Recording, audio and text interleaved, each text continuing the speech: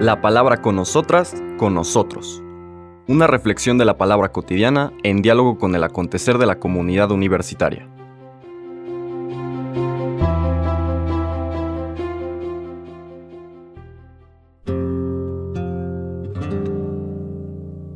Hola, buenos días. Bienvenidas, bienvenidos a la palabra con nosotras, con nosotros. Hoy lunes 26 de junio de la 12ª semana del tiempo ordinario, seguimos nuestro recorrido por el Evangelio de San Mateo, por el Sermón del Monte.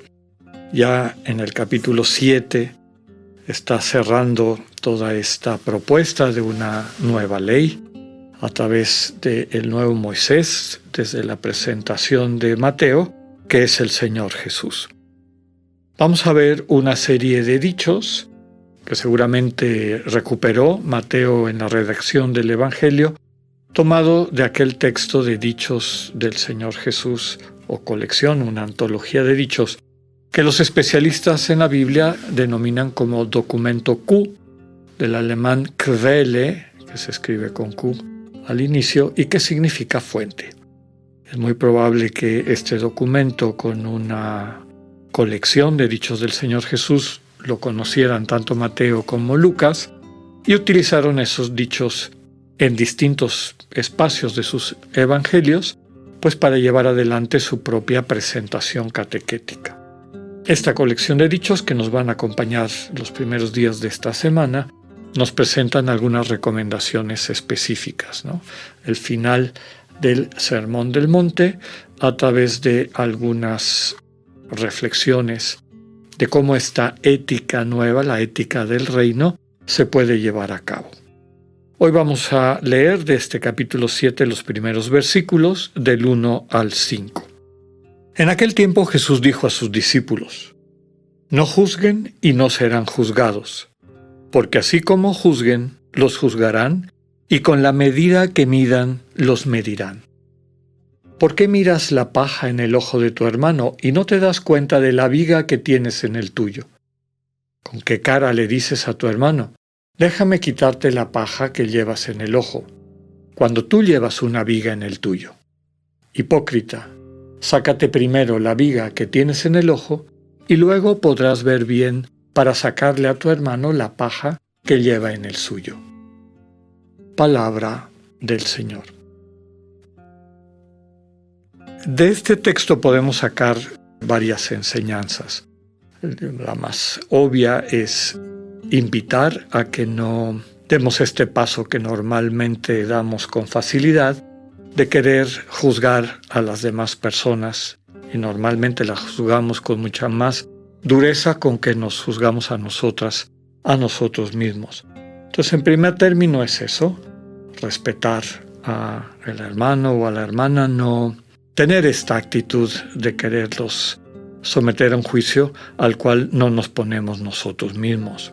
La invitación, desde luego, es a primero ver tu propia vida, ver de qué manera estás viviendo tu vocación de ser imagen del Dios vivo, y sobre eso pues tratar de interactuar con las otras personas de una forma más constructiva, menos crítica en el sentido negativo de la palabra y más constructiva.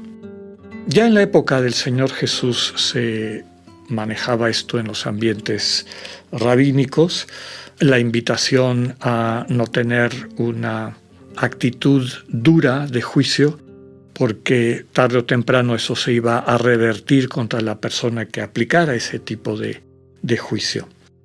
Pero recordemos que todo el texto del Sermón del Monte hay que leerlo desde la perspectiva del reino.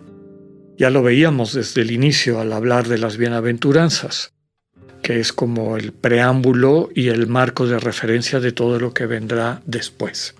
Quien tiene espíritu de pobre, quien sabe que todo lo que ha recibido es un don, un regalo de Dios, en particular lo más importante, lo que le permite al ser humano descubrir la vida definitiva, dicho en otras palabras, lo que hace que la vida valga la pena, es un regalo, es el amor, ¿no?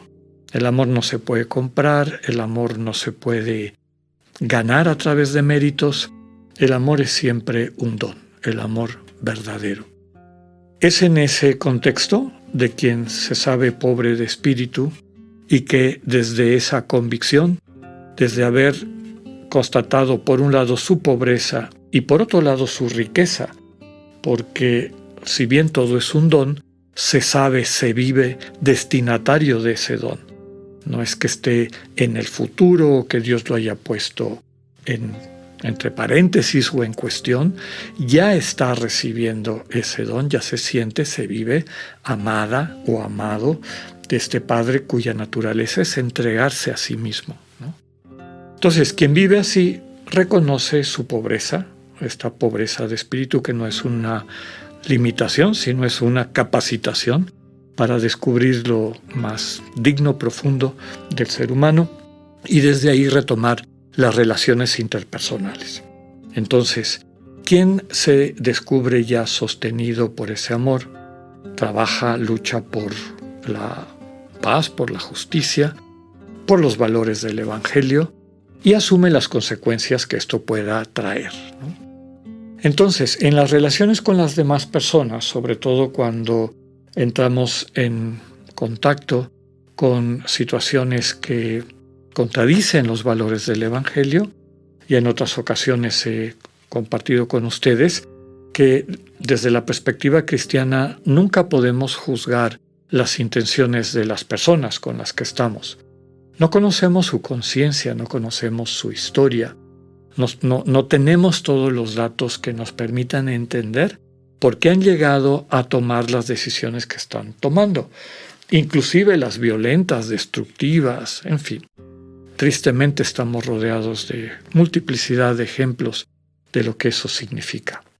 Entonces, no podemos juzgar las intenciones, pero sí podemos juzgar las acciones. Y no solamente podemos, sino debemos. Ahora, ese juicio tiene que hacerse desde el contexto del reino, con una mirada amorosa, con una actitud interna de reconocimiento, de valoración, inclusive por quien está rompiendo esa ética del reino, esa ética del amor, y corregir en lo que haya que corregir esas acciones, denominándolas por lo que son. Si son acciones inhumanas que destruyen la comunidad, que hacen daño a la gente, hay que decirlo, pero que quede absolutamente claro que el vínculo y el deseo de amar y servir a la persona a la que le estamos subrayando que ese tipo de acciones no ayudan a construir, no se rompa. Esta es una situación muy, muy delicada, ¿no? El problema es que tendemos a vincular a las personas indefectiblemente con sus acciones. Y también así tomamos en ocasiones una llamada de atención, ¿no? Alguien con la mejor de las intenciones le puede decir a alguien, a una persona, oye, aquí tengo datos que me llevan a ver con claridad que lo que comentaste no pasó así, pasó de esta manera. Fíjate, inclusive hasta tenemos un registro en un acta, o tenemos hasta filmada la situación que pasó, y la persona se lo toma a pecho, se lo toma como una crítica personal, ¿no? Me estás diciendo mentiroso. No, en ningún momento te dije mentiroso.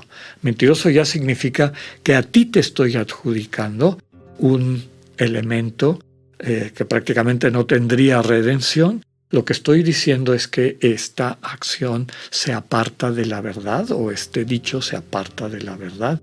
Y lo que estoy invitándonos a todos es a movernos en la dirección de la verdad.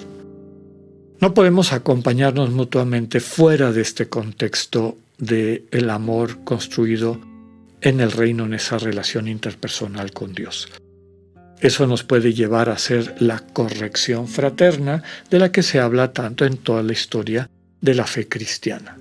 Como de una manera fraternal, sororal, podemos juntos y juntas movernos en la dirección de un mundo que refleje más el proyecto de Dios, esta comunidad centrada en el amor. Separar, como dicen en el dicho popular, el pecado del pecador no es tan sencillo. Solamente el amor nos puede capacitar para hacerlo. Pidámosle al Señor la gracia de poder seguir creciendo en estas actitudes propias de su reino. Que así sea, que tengan un buen día, Dios con ustedes.